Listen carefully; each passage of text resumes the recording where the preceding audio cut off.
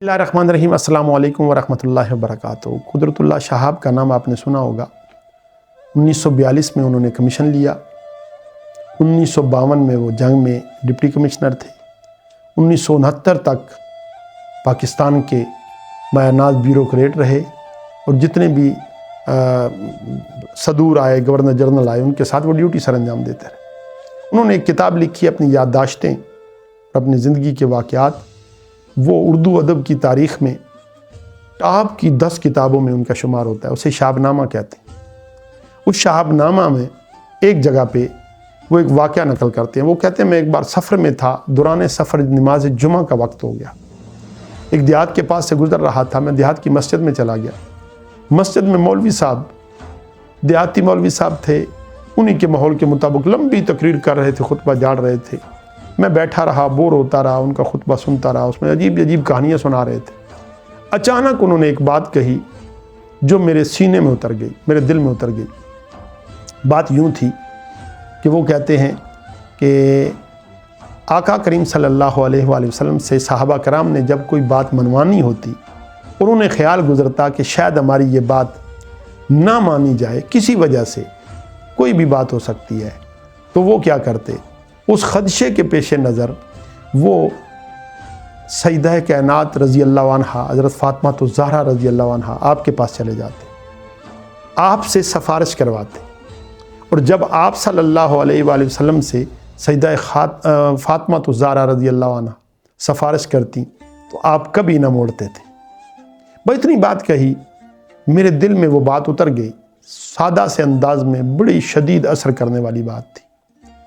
میرا ایک مسئلہ تھا طویل مدت سے، میں سوچتا ہوا آ رہا تھا، میں سوچتا ہوا جب اپنے منزل کی طرف چل پڑا، رات ہوئی، میں سویا، مجھے بابا جی کی، اس مولوی صاحب کی بات یاد تھی۔ میں نے سوتے ہوئے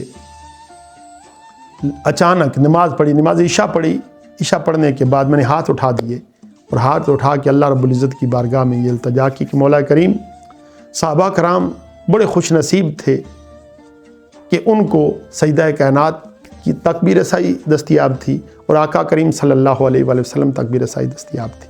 آج کے دور میں میرے پاس یہ اختیار نہیں ہے، یہ رسائی میرے پاس ممکن نہیں ہے، مگر مولا تجھ سے کوئی چیز بعید نہیں ہے، تو کرم کر دے، میری یہ ایک عرضی ہے، یہ سیدہ کائنات کی بارگاہ میں پہنچا دے، اور تو خود انہیں میری طرف سے درخواست پیش کر دے کہ وہ یہ میری عرضی لے کر آقا کریم صلی اللہ علیہ وسلم کی بارگاہ میں چلے جائیں، پیش کر دیں۔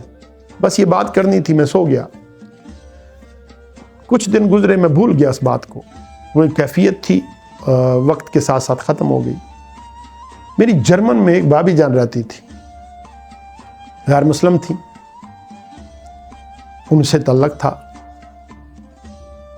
آنا جانا تھا، جب میں جرمنی جاتا تو ان کے ہاں ہم ٹھہرتے، تو ان کا مجھے لیٹر موصول ہوا، خط آیا، میں نے کھولا تو سب سے پہلے جو چیز انہوں نے لکھی ہوئی تھی، السلام علیکم ورحمۃ اللہ، لکھا ہوا تھا۔ انہوں نے کہا کہ قدرت اللہ بھائی، آپ کو مبارک ہو کہ میں نے اسلام قبول کر لیا۔ اس کے بعد جو انہوں نے تفصیل لکھی، اس میں وہی رات تھی جس رات میں نے دعا کی تھی،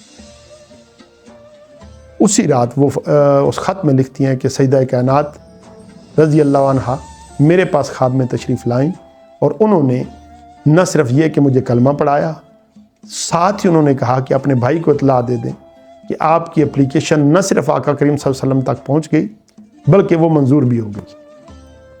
میں اب ایسی سلسلے میں مرید ہونا چاہتا تھا۔ یہ ایک ایسا سلسلہ ہے جس میں پیر و مرشد سامنے نہ ہوں اور غیبانہ طریقے سے بھی مرید ہوا جاتا ہے، تو یہ میری خواہش تھی خواجہ قطب الدین بختیار کاکی رحمۃ اللہ علیہ آپ کا مرید ہونے کی، تو اللہ تعالیٰ کی ذات نے وہ میری خواہش پوری کر دی، اور سیدہ کائنات کی سفارش سے۔ تو دوستو، بات کرنے کا مقصد یہ ہے کہ اخلاص نیت کے ساتھ، محبت کے ساتھ، اب بھی اگر ہم ان برگزیدہ ہستیوں کو پکاریں جو کائنات کے مالک ہیں، جو جنت کے مالک ہیں، تو آج بھی وہ سنتے ہیں۔ شرط صرف یہ ہے کہ اخلاص نیت کے ساتھ عرضی پیش کی جائے۔ اللہ رب العزت کی ذات ہمیں ان ہستیوں کے ساتھ وفا کرنے، ان کی راہ پر چلنے اور ان کے فرمودات کو پلے باندھنے کی توفیق عطا کرے۔ آج کی ویڈیو میں اتنا ہی، آئندہ ویڈیو تک کے لیے اللہ حافظ۔